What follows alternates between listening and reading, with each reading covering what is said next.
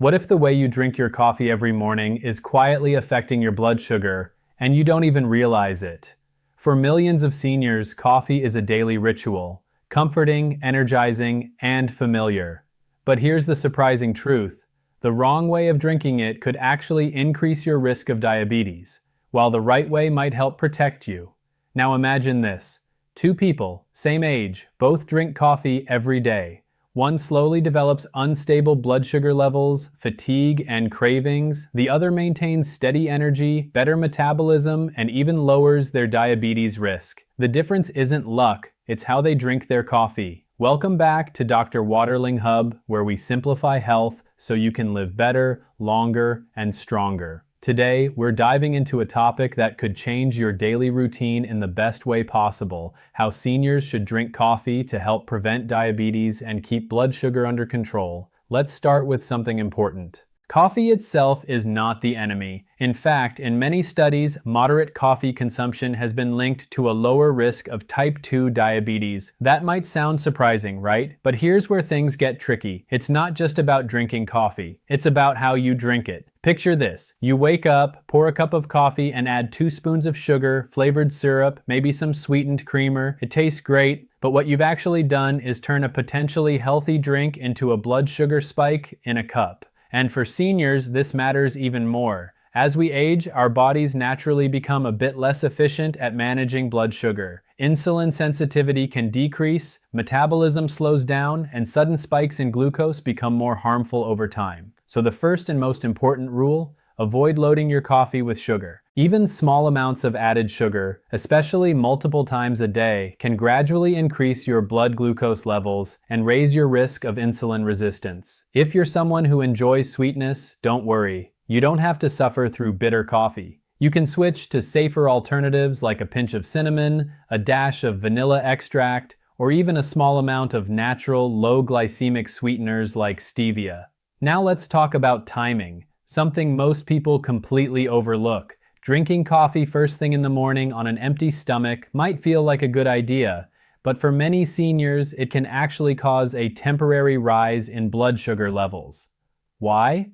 Because coffee can stimulate the release of stress hormones like cortisol, especially when your body hasn't had any food yet. Instead, a better approach is to have your coffee after a balanced meal. This helps reduce its impact on blood sugar and allows your body to process it more efficiently. Think of your morning routine like building a stable foundation. A healthy breakfast with protein, fiber, and healthy fats, followed by coffee, is far better than coffee alone. Now here's another key point: portion control. More is not always better. Drinking 3, 4, or even 5 cups of coffee a day might seem harmless, but too much caffeine can interfere with sleep, increase stress hormones, and indirectly affect blood sugar control. For most seniors, 1 to 2 cups per day is a safe and beneficial range. It gives you the positive effects of coffee, like improved alertness and antioxidant support, without the unwanted side effects. And yes, coffee does contain powerful antioxidants. These compounds help reduce inflammation in the body, which plays a big role in chronic conditions like diabetes. So when consumed correctly, coffee can actually be part of a healthy lifestyle. Now let's talk about what you add to your coffee, because this is where many people unknowingly make mistakes. Creamers, especially flavored ones, often contain hidden sugars, unhealthy fats, and artificial ingredients. These can spike your blood sugar and add unnecessary calories. A better choice? Use a small amount of unsweetened milk, almond milk, or even drink your coffee black if you can get used to it. It might take a little time, but your body will thank you. And here's something interesting. Adding cinnamon to your coffee doesn't just improve flavor. Cinnamon has been studied for its potential to help improve insulin sensitivity and support blood sugar control. It's a simple, natural addition that can make a real difference over time. Now let me share a quick story. I once spoke with a 68-year-old man who had been struggling with rising blood sugar levels. He didn't understand why. He wasn't eating excessive sweets. He stayed somewhat active. But when we looked closer, we noticed something. He was drinking 3 cups of coffee daily, each loaded with sugar and flavored creamer. We made just a few simple changes. He reduced his coffee to 2 cups, removed the sugar, added cinnamon, and started drinking it after meals instead of on an empty stomach. Within a few months, his blood sugar levels improved noticeably. No extreme diets, no complicated routines, just smarter habits. And that's exactly what this channel is about. Small changes that create big results. By the way, if you're finding this helpful so far, make sure to subscribe to Dr. Waterling Hub for more simple and practical health tips that can truly improve your life. Now let's go deeper into something many people don't realize: how coffee affects sleep. As we age, sleep quality often becomes lighter and more fragile. Drinking coffee late in the afternoon or evening can interfere with your sleep cycle, and poor sleep is strongly linked to poor blood sugar control. So here's a simple rule: try to avoid coffee at least 6 to 8 hours before bedtime.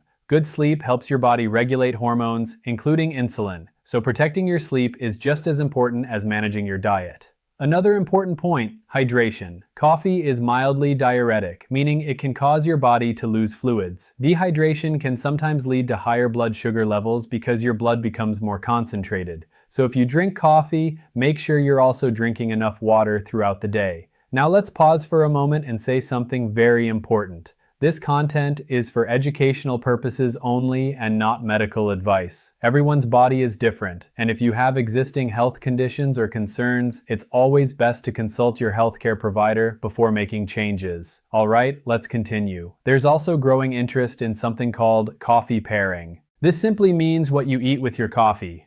Instead of pairing your coffee with sugary pastries or processed snacks, try having it with something balanced, like whole grain toast with avocado, eggs, or a handful of nuts.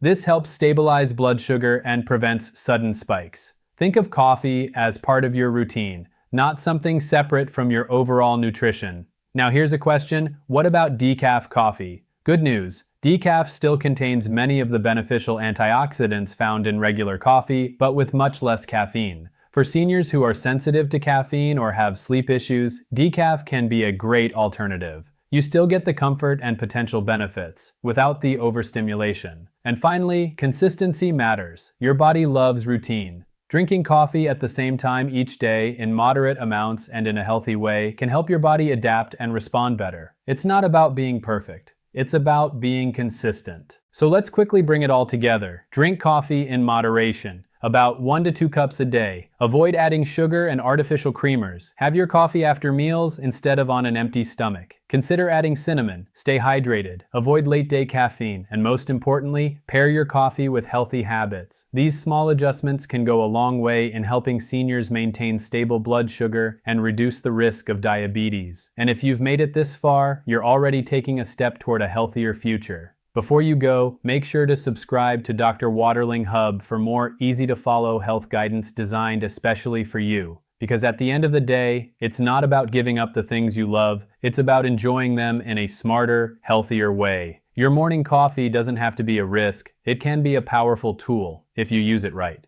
Stay healthy, stay informed, and I'll see you in the next video. And before we wrap up, there's one more powerful idea I want you to think about. Something that most people overlook completely. It's not just what you drink, it's the habit loop around it. For many seniors, coffee isn't just a beverage. It's tied to routines, sitting down, relaxing, maybe watching TV, or pairing it with something sweet. Over time, this habit becomes automatic. You don't even think about it. But here's the key. If your coffee habit is linked with unhealthy choices like cookies, cakes, or sugary snacks, then even if your coffee itself is healthy, the overall effect isn't. So instead of breaking the habit, upgrade it. Keep your coffee, but change what comes with it. Pair it with a handful of almonds, a boiled egg, or even just enjoy it while taking a short walk in the sunlight. These small shifts can completely transform how your body responds. And there's another subtle but important factor: how fast you drink your coffee. Most people sip it quickly, especially in the morning rush. But drinking coffee too fast can sometimes amplify its effect on your system, including how it influences stress hormones and digestion. Try slowing down. Take smaller sips. Let it be a calm, mindful experience instead of a rushed habit. This simple change can help your body process caffeine more smoothly. Now let's talk about something that might surprise you. Your body's response to coffee can change over time. What worked for you in your 40s or 50s may not work the same way in your 60s or 70s. That's why it's important to listen to your body. If you notice jitters, irregular sleep, or sudden energy crashes after coffee, don't ignore those signals. Adjust the amount, the timing, or switch to a lighter brew or decaf.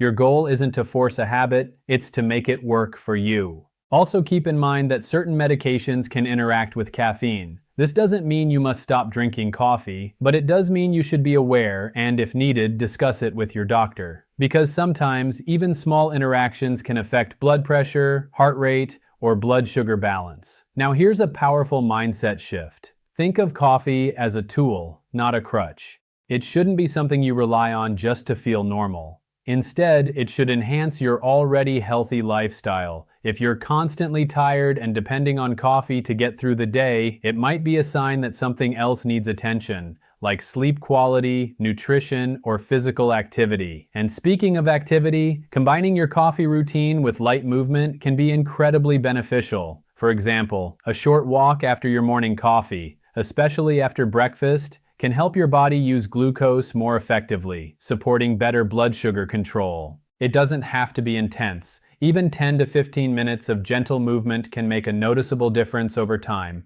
Now let me leave you with something simple, but powerful. Health doesn't come from one big decision. It comes from small daily choices, repeated consistently. Your morning coffee is one of those choices. And now you know how to make it work for you, not against you. So tomorrow morning, when you prepare your coffee, pause for a second.